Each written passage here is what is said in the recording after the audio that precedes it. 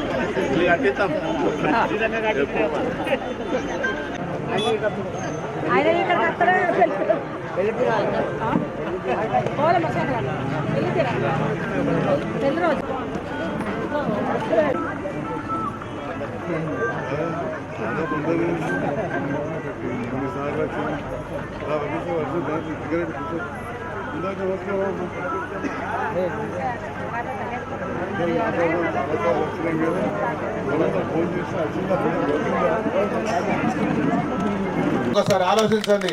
నేను ఒక గంట కరెంట్ ఉంటే 20 ఏళ్ళ కింద చాలా గొప్ప విషయం. 10 సంవత్సరాల నుంచి ఒక్క 10 నిమిషాలు కూడా కరెంటు పోవడం లేదు. అలాగే ఎక్కడ కూడా ఏ స్టేట్ లో కూడా 24 గంటల కరెంట్ ఇస్తారు. ఒకటి మన దగ్గర ఇస్తున్నారు, పెంచుతుండ్రు, రైతు బంధు పెంచుతుండ్రు, మరి రైతు బంధు పెన్షన్స్ ఇవన్నీ కూడా ఎక్కువ ఇస్తలేదు. పూర్తి స్థాయి అందరికి పెన్షన్ ఇస్తాను వస్తే మన కరెంటుకు కష్టాలు స్టార్ట్ అవుతాయి. వాళ్ళు 3 గంటల కన్నా ఎక్కువ ఇవ్వరు. అది నగ్న సత్యం. మీ పెన్షన్స్ అన్ని బంద్ అవుతాయి. సన్న బియ్యం ఇయ్యరు. వాళ్ళు అట్టిగా ఎలాగా దోసుక తింటారు. కర్ణాటకలో కూడా 3-4 నెలలనే వాళ్ళు దోసుక తిని ఆ పైసల్ని ఇక్కడ పంపి మళ్ళీ ఇక్కడ గెలవాలని చూస్తున్నారు. కాబట్టి తరిమి కొట్టవలసిన అవసరం ఉంది. తిరిగి కేసీఆర్ను మళ్ళీ గెలిపించి హ్యాట్రిక్గా 3వసారి ముఖ్యమంత్రి చేసి మన సంజయ్ గారిని 2వసారి ఎమ్మెల్యే చేసి మంచి అభివృద్ధి, జగిత్యాల అభివృద్ధిని మనం పంచుకుందామని మెనవేస్తూ ఈ బీర్పూర్ గ్రామాన్ని ఖచ్చితంగా అభివృద్ధి చేస్తానికి నేను రమణ డాక్టర్ సంజయ్ గారు ముఖ్యమంత్రి వరకు వెళ్ళి కూడా అన్ని రకాల అభివృద్ధి చేస్తానికి ఇక్కడ నుంచి పూర్తి స్థాయిలో బయటకు వెళ్ళే రోడ్డు డబల్ గానే అవన్నీ పెన్సిల్ చేసినట్టుంటే మీ బీర్పూర్ ఇంకా బాగా డెవలప్మెంట్ అయ్యే అవకాశం ఉంది. కాబట్టి ఈ అవకాశం తీసుకున్న మీరు బీర్పూర్ను చరిత్రలో మళ్ళీ నిలబెట్టాలంటే మన రామచంద్ర గారు చెప్పినట్టు అప్పటికన్నా మెజారిటీ మీరు డబల్ ఇచ్చి పూర్తి స్థాయిలో 90% ఓట్లు ఇచ్చి గెలిపించవలసిందిగా నేను మీ అందరికీ మనవిస్తూ సామాన్య ప్రజానీకానికి ఏం కావాలనో ఇవాళ కేసీఆర్ గారు అడగముందే ఇస్తుంటే ఇవాళ మీరు వచ్చి అవన్నీ ఎత్తేస్తామనే మాట మాట్లాడుతున్నారు. ఇవాళ వాళ్ళు కర్ణాటకలో ఇవాళ వాళ్ళది రాజ్యం వచ్చింది. ఇవాళ వాళ్ళు టీవీలలో మా ఫోన్లలో మా దోస్తులు కూడా నేను కూడా అక్కంచెలు చదువుకొని వచ్చిన కర్ణాటకకి వాళ్ళు మొత్తుకుంటున్నారు. అరే దిక్కుమాల గవర్నమెంట్ వచ్చిందిరా, మాకు వచ్చి 6 నెలలు కాలేదు, మాకు నరకం చూపిస్తున్నారా, ఇక్కడ కరెంటు దిక్కు లేదు, మా రైతులను ఇబ్బంది పెడుతున్నారు, పైసలు ఇస్తలేరు, ఇవాళ వాళ్ళ జీతాలు కూడా చక్కగా ఇస్తలేరు అని చెప్పేసి మా దోస్తులందరూ కూడా అక్కడ డాక్టర్లు మాకు ఫోన్ చేసి చెప్తుంటారు. అంటే వాళ్ళు ఏందనంటే ఏదో ఒక ముచ్చట చెప్పాలి, ఎవరో మాట్లాడుకోవాలని ఏదో చేసుకొని ఇవాళ మేము అధికారంలోకి రావాలి అని అంటాడు. ఇవాళ ఇదే రేవంత్ రెడ్డి గారు ఒక టీవీ షోలో పెద్దోళ్ళందరూ వినాలి, ఓ పెద్దలందరూ కూడా రేవంత్ రెడ్డి అంటున్నాడు అందరితో మాట్లాడుకుంటా, ఏం చేస్తావయ్యా మరి చాలా అన్ఎడ్యుకేటెడ్ ఉందని అంటున్నావు, జాబులు ఇప్పించలేకపోయినావు అంటున్నావు కదా అని ఒక వాళ్ళు పత్రికా విలేకరులు అడిగితే ఆయన అంటాడు వీళ్ళందరినీ తీసుకుపోయి హైదరాబాద్ చుట్టుపెట్టు ఉన్న వాళ్ళందరినీ తీసుకుపోయి వాళ్ళకు కూరగాయల దుకాణాలు పెట్టిస్తా అని అంటాడు. అరే మూర్ఖుడువా, నువ్వు ఏం మాట్లాడుతున్నావు, నీకు అసలు నీకు ఆలోచన ఉందా లేదా అని కూడా మాకు అర్థమైతే లేదు. అంటే ఒక స్టేజ్ పైన కూర్చుని ఎంత అహంకారంగా మాట్లాడుతున్నాడు అంటే ఆయన ఏం మాట్లాడుతున్నాడో ఆయనకి తెలుస్తలేదు. మనం టీవీలలో దాంట్లో వాట్సాప్లో కూడా చూస్తున్నాం. సామాన్య కార్యకర్తలను కాళ్ళతో బూట్లతో తంతున్నాడు, ఒక్కొక్కళ్ళండి కాళ్ళతో బూట్లతో తన్నుకుంటూ పోతున్నాడు. అది ఇంత అహంకారం మనిషిని మనం ఎక్కడ చూడలే. మనకు ఇంత కేసీఆర్ గారిని చూసినాం, కేటీఆర్ గారిని చూసినాం, ఇంతమంది నాయకులను చూసినాము. ఏ రోజు కూడా వాళ్ళ అహంకార పూరితంగా మనం ఎప్పుడు గమనించలేదు. కానీ వీళ్ళు పదవిలోకి రాకముందే ఇంత అహంకారం అయితే ఇక పదవిలో వస్తే ఇంకెవరిని ఎంత దొక్కుకుంటూ పోతారో అనేది మాకు భయం అవుతుంది చూస్తే కూడా వాళ్ళ ఆలోచన. ఈరోజు బీర్పూర్ గ్రామానికి ప్రచారానికి రావడం జరిగింది. మీ అందరికి కూడా తెలుసు. అందరికి నమస్కారం అమ్మా. బీర్పూర్ గ్రామానికి చాలా సార్లు కూడా వచ్చినాం. మీ ఊర్లే పల్లెనిద్ర కూడా చేసినాం.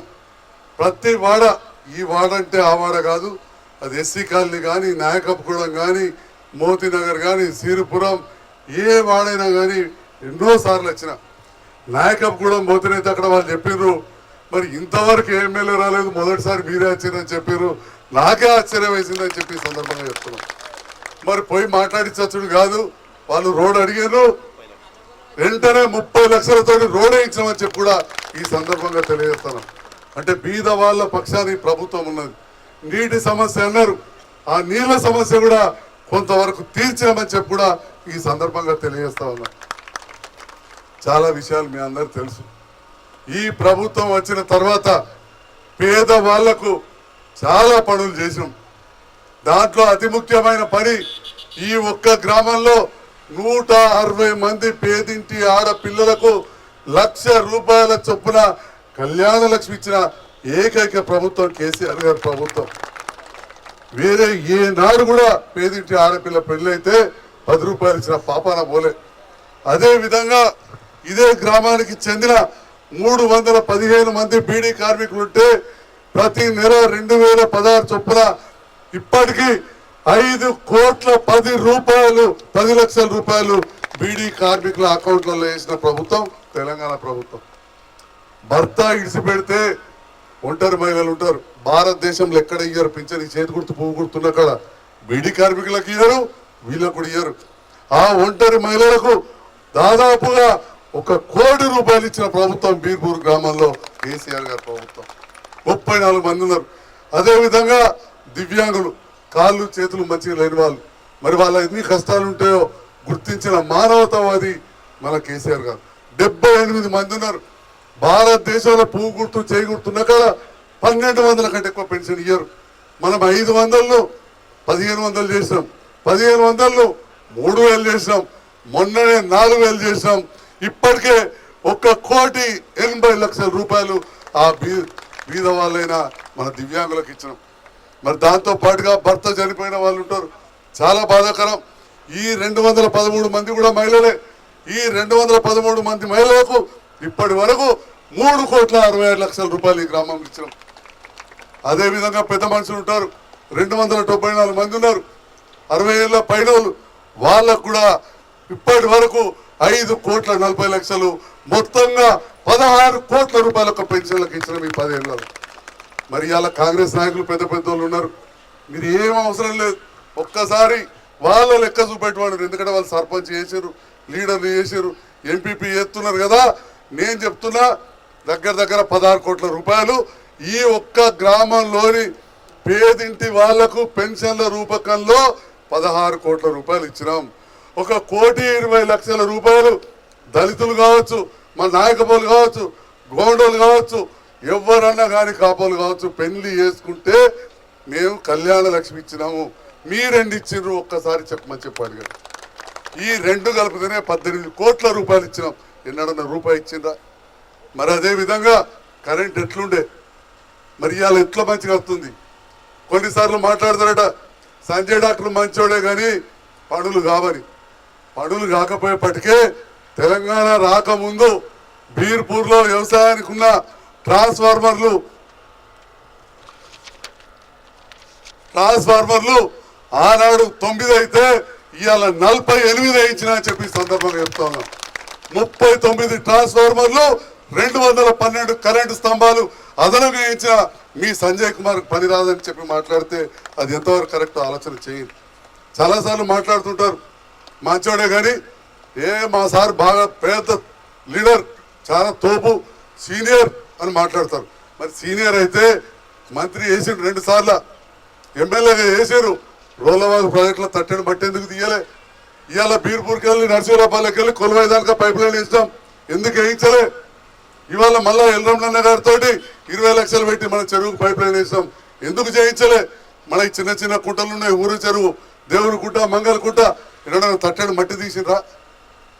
ఎన్నడన్నా బీర్పూర్ మండలం చేయాలనే ఆలోచన వచ్చిందా? జీవన్ రెడ్డి గారు ఎందుకు చేయలేదు? 2 సార్లు మంత్రిగా ఉండి. ఆనాడు రాజేశ్వర గౌడ్ గారు సారంగాపూర్ మండల కేంద్రం చేశారు. కిరాయి ఇంట్లోనే ఉండే గుణపేకలు ఇట్లా ఇవాళ మాట్లాడతారట మండలం చేస్తేంది, ఇంకా బంగ్లాలు రాలేదని. అన్ని ఒకటే నాడు అయితాయా? వేరు పడగానే తెల్లారు ఇంకో బంగ్లా కట్టుకుంటామా? మరి ఈ రకంగా ప్రతిపక్ష నాయకులను మీరు సూటిగా ప్రశ్నించాల్సిన అవసరం ఉంది. అదేవిధంగా ఒక ఇండ్ల విషయంలో మాత్రం కొంత ఇబ్బంది అయింది కరోనా వల్ల. ఖచ్చితంగా ఎట్లయితే కళ్ళ డాక్టర్ కళ్ళు ఇచ్చిందో రేపటి నాడు ఇండ్లు కూడా ఇస్తామని చెప్పి ఈ సందర్భంగా చెప్తా ఉన్నాం. జగిత్యాల పట్టణం మీ అందరికీ తెలుసు, ఈ ఊర్లన్నీ ఎంతలో జగిత్యాల ఒకటంతా. ఒక్క జగిత్యాల అక్కడ జాగ్రత్తలో దొరికిండే పైసలు మంజూరు చేసాం. నాకు ఒకతే బిడ్డ, పెళ్ళి అయిపోయింది. ఇంతకుముందు సారి చెప్పారు, నాకు ఏ బాధరాబంది లేదు. వాళ్ళ దోస్తు పెద్ద కాంట్రాక్టర్ ఉంటే తీసుకొచ్చి ఆ అల్లుడు ఇయ్యప్పుడు ఉండి 4,520 ఇండ్లు ఇచ్చి 20,000 మందికి అక్కడ నివాసం ఏర్పరిచినాం. మరి ఆనాడు అది చేసింది 3 ఏళ్లలో. నాకు మళ్ళొక్క అవకాశం ఇస్తే గ్రామాలు కూడా చేస్తా అని చెప్పి ఈ సందర్భంగా తెలియజేస్తున్నా. మరి రైతులకు రైతు బంధు ఇస్తున్నాం. ఆనాడు ఏనాడు కూడా చెప్పలే బీడీ పెన్షన్లు ఇస్తామని చెప్పలే, కళ్యాణ లక్ష్మి ఇస్తామని చెప్పలే, ఇచ్చినాం. కొంతమంది పిఎఫ్ ఉండి కొంత లేకుండా కానీ ఉన్న వాళ్ళకు సౌభాగ్య లక్ష్మి పథకం కింద ఇప్పుడున్న 2,000 పెన్షన్ 3,000 చేసి అందరు కూడా పెన్షన్ ఇస్తామని చెప్పి ఈ సందర్భంగా తెలియజేస్తా ఉన్నా. ప్రశ్నించే గొంతుకలు వాళ్ళేనా? మనకు ప్రశ్నించరావా? జీవన్ రెడ్డి గారికి ప్రశ్నించడానికి ఇంకా 2 ఏళ్ల టైం ఉంది, ఆ వయసుకు ఉన్నది. అయినా మళ్ళీ పోటీ చేస్తున్నారు. మళ్ళీ పోటీ చేసి మళ్ళా ప్రశ్నించుడే కదా, చేసేదే ఉంది. ఎట్లా చేసేది మన ప్రభుత్వమే, పని చేసే ప్రభుత్వం మనది. పని చేస్తున్నాయి మనం. ఇన్ని పెన్షన్లు ఇచ్చాం, మీరే చూసారు. ఇన్ని పెళ్లిళ్ళు చేసాం. ఇవాళ సర్కారు బడుల్లో ఇంగ్లీష్ మీడియం చెప్పి సన్న బియ్యం పెట్టి బ్రహ్మాండంగా భోజనం ఇస్తున్నాం. బీర్పూర్ మండల కేంద్రం చెప్తే 3,200 మంది రైతులకు రిజిస్ట్రేషన్లు బీర్పూర్ మండల కేంద్రంలో అయినాయి. అది రైతులకు ఉపయోగం కాదా అని చెప్పి నేను అడుగుతా ఉన్నా. దానితో పాటుగా అంబులెన్స్ తీసుకొచ్చి పెట్టినాం. రేపటి నాడు మంచి దవాఖానా వస్తుంది. ఒక్కసారి గెలిచి 2 ఏళ్ళు కరోనా పోయి 3 ఏళ్లలోనే గిన్ని చెరువులు చేసి రోలవాగు చెరువు 95% పూర్తి చేశాం కదా. మరి నాకు ఇంకొక అవకాశం ఇవ్వాలని చెప్పి మీ అందరినీ కూడా వేడుకుంటా ఉన్నా. మరి ఇప్పటిదాకా చెప్పినాం, ఈ పెన్షన్లు పెరుగుతాయి. పెద్దవాళ్ళై 2,000 నుంచి 5,000 అయితే మా ముసలి వాళ్ళకు. రాని వాళ్ళు ఎవరుంటారో సౌభాగ్య లక్ష్మి పథకం కింద 2000 నుంచి 3000 రాని వాళ్ళకు కూడా ఇప్పిస్తామని చెప్పి కూడా మరొకసారి ఈ సందర్భంగా తెలియజేస్తా ఉన్నాం. భరోసా ఉంచుకోండి. కాంగ్రెస్ ఉన్నప్పుడు 200 ఉండే, మాట ప్రకారం 1000 చేసినాం. 1000 అయినాక 2000 చేస్తాం, 2000 చేసినాం. బీడీ పెన్షన్లు ఇస్తామన్నాం, బీడీ పెన్షన్లు ఇచ్చినాం. ఇయ్యాలడికి చేతి గుర్తు పువ్వు గుర్తున్న కాడ ఎక్కడ ఒక్కటి లేదు. అదే విధంగా ఇప్పుడు రైతులు రాష్ట్రంలో 44 లక్షల మంది రైతులకు రైతు బీమా ఇస్తున్నాం. రేపటి నాడు భూమి లేని నిరుపేదలు, మా ఆటో కార్మికులు కావచ్చు, ట్రాక్టర్ డ్రైవర్లు కావచ్చు, దుబాయ్ మస్కట్లో ఉండేవాళ్ళు కావచ్చు, ఏ భూమి లేని రైతులు ఇంకా 50 లక్షల మంది ఉన్నారు. ఈ 44 లక్షల నుండి 94 లక్షల మందికి రైతు బీమా చేసి 5 లక్షల బీమా చేస్తాం. అది కూడా పెంచుతామని చెప్పి సందర్భం. మరి అన్ని పెంచుతాం, కానీ ఒక్కటి మాత్రం దించుతాం. అన్ని పెంచుడే, ఒక్కటి మాత్రం దించుతాం. ఒకనాడు సిలిండర్ ధర పెంచినాడు ఢిల్లీ సర్కార్. కేసీఆర్ గారు చాలా గట్టిగా చెప్పారు, మనం సిలిండర్ ధర దించాలని. మేమంతా జైతాల్ తహసీల్ చౌరస్తాలో కూర్చొని సిలిండర్ ధర దించాలి మోడీ గారు అని చెప్పి మేము కొట్లాడినాడు. పువ్వు గుర్తులకు వ్యతిరేకంగా కొట్లాడినాడు. ఒక్క మాట మహిళలు వినాలి. ఈ పువ్వు గుర్తు ఇప్పుడు నిలబడుతున్న సోదరి, వారి భర్త కూడా నా పక్కన కూర్చొని సిలిండర్ ధర దించాలి మోడీ డౌన్ అనుకుంటా నా పక్కనే కూర్చున్నారు. ఈ అతనిక మరి ఏం కాగితం వచ్చిందో ఏం కట్టాలు వచ్చినాయో నాకు తెలియదు, కానీ ఆయన నన్ను తిట్టింది. ఇప్పుడు పోయి పువ్వు గుర్తుకెళ్ళి నిలబడ్డారు. అంతకుముందు కారు గుర్తు వాళ్ళకి ఇచ్చింది నేనే. ఇప్పుడు నాకంటైతే ముఖ్యమంత్రి గారు కారు గుర్తు ఇచ్చి ఎమ్మెల్యే నిలబడమన్నాడు, నేను కారు గుర్తు ఇచ్చి చైర్మన్ చేసింది నేనే. అప్పుడు కారు గుర్తు పోటీ ఉండి పువ్వు గుర్తోళ్ళు సిలిండర్ ధర పెంచిందని చెప్పి తహసీల్ చౌరస్తారా ఎన్నడన్నా అన్ని మాటలు అన్నారు. అదనక పార్టీ మారేదు, మళ్ళీ ఇప్పుడు పువ్వు గుర్తుని వస్తున్నారు. మరిగా మీరు ఆలోచన చేసుకోవాలి. అన్ని పెంచుతాం, సర్కార్ వచ్చినాక సిలిండర్ ధర మాత్రం 400కే ఇస్తామని చెప్పి సందర్భంగా మహిళా మళ్ళీ తెలియజేస్తూ, మరి నాకు ఒక్క అవకాశం ఇవ్వండి. ఇదివరకు చాలా మందికి చాలా అవకాశాలు ఇచ్చారు. ఒక్కసారి వస్తే ఈ ప్రభుత్వం ఇన్ని పనులు చేసింది, నేను కూడా ఇన్ని పనులు చేసిన. ఒక్కసారి నాయకపుగూడెం పోయితే 30 లక్షల రోడ్ వేయించిన, ఈ రోడ్డు పాడైతే రోడ్లు వేయించినాం. ఇవన్నీ కార్యక్రమాలు చేసినాం. మరొకసారి ఆశీర్వదించి నాకు సేవ చేసే అవకాశాన్ని ఇచ్చి ఇల్లు కూడా కట్టించే విధంగా నన్ను బలోపేతం చేయాల్సిందిగా మీ అందరినీ కోరుతూ సెలవు తీసుకుంటున్నా. అదేవిధంగా మీ అందరికి ఒక మాట చెప్తున్నా, కేసీఆర్ సార్ వస్తున్నాడు. చాలాసార్లు వచ్చినా కానీ మీ అందరికీ నా ముఖం తెలుసు, కానీ అయినా మిమ్మల్ని కోరుతున్నా, కోరాలి తప్పదు. ఏదైనా పెళ్లి అయితే మీరు అందరూ ఏం చేస్తారు, మీ చుట్టాలకు కూడా పోయి బొట్టు పెట్టి పత్రిక ఇచ్చేస్తారు, బొట్టు పెట్టి పత్రిక ఇచ్చేస్తారు. మరి అట్లనే మీ అందరు తెలిసిన వాళ్ళు అయినా కానీ ఈ సందర్భంలో మీ అందరిని కోరుతున్నా, మీరు బంధుమిత్రులకు చెప్పి కారు గుర్తుపై ఓటేసి వేయించాల్సిందిగా మీ అందరిని కూడా ఈ సందర్భంలో కోరుతా ఉన్నా. ముఖ్యమంత్రి గారు 26వ తేదీ నాడు జగిత్యాల సభకు వస్తున్నారు. మీరందరూ కూడా ఆ సభకు రావాల్సిందిగా, సభను విజయవంతం చేయాల్సిందిగా మీ అందరికీ వేదిక ద్వారా ఆహ్వానం పలుకుతూ నేను సెలవు తీసుకుంటున్నా. కారు గుర్తుపై ఓటేసి గెలిపించాల్సిందిగా మరొకసారి మీ అందరికి విజ్ఞప్తి చేస్తూ, ఇంకా 13 రోజులున్నది మా నాయకులు కార్యకర్తలకు అందరికీ. ఈ 13 రోజులు నా కోసం పనిచేయండి. నెక్స్ట్ 5 సంవత్సరాలు 1825 రోజులు ఎట్లయితే మొన్న 1825 రోజులు పనిచేసిందో మీకోసం నేను పనిచేస్తా. కరోనా కష్టకాలంలో కూడా నేను పారిపోలే. కరోనా కష్టకాలంలో ఇదే జీపేసుకొని వచ్చి జాగ్రత్త అని చెప్పిపోయినా. పుట్టి మాటలు కాదు, తుంపిలో మాటలు కాదు, నా సొంత డబ్బులతోటి 22 లక్షలతోటి ఇప్పుడు సర్కార్ అంబులెన్స్ ఎట్లుందో అట్లాంటిది కొనిస్తే నా ఫోటోతో తిరిగింది. మా వియ్యంపుడుల మిత్రులు వాళ్ళు కూడా కొనిచ్చారు, అది కూడా నా ఫోటోతో తిరిగింది. ఇంకా నా మిత్రులైన 2 పద్మశాలీలు రాయకల్కు చెందిన లక్ష్మణ్ వీరేంద్ర అనే బిడ్డలు నన్ను చూసి వాళ్ళొక అంబులెన్స్ కొనిచ్చారు, దాని మీద కూడా నా ఫోటో పెట్టుకుని తిరిగింది. ఇట్లా 3 అంబులెన్స్లు కూడా కొనిచ్చాం. మళ్ళీ ఆ రకంగా కరోనా కష్టకాలంలో కూడా సేవ చేసి మీ ముందున్న 1825 రోజులు, ఈ 13 రోజులు నా కోసం పనిచేసి గెలిపియండి. 1825 రోజులు మీ పక్షాన నేను ఉంటా అని చెప్పి ఈ సందర్భంగా తెలియజేస్తూ, రైతన్నలకు మాత్రం గులాబీ కండువా కప్పుకున్న ఏ రైతన్న కూడా రైతుల ముసుగులో ఉన్న బీజేపీ కాంగ్రెస్ నాయకులకు అదిరేది లేదు, బెదిరేది లేదు. రైస్ మిల్ల దగ్గరికి వాళ్ళు ఎందుకు రాలేదు, ఇక్కడ లాభించుకుంటారు రైస్ మిల్లర్ తోటి అని చెప్పి మీరు అడగాలని చెప్పి నేను మా మహిళా రైతులను, అదేవిధంగా రైతు నాయకులను ఈ సందర్భంగా విజ్ఞప్తి చేస్తాను.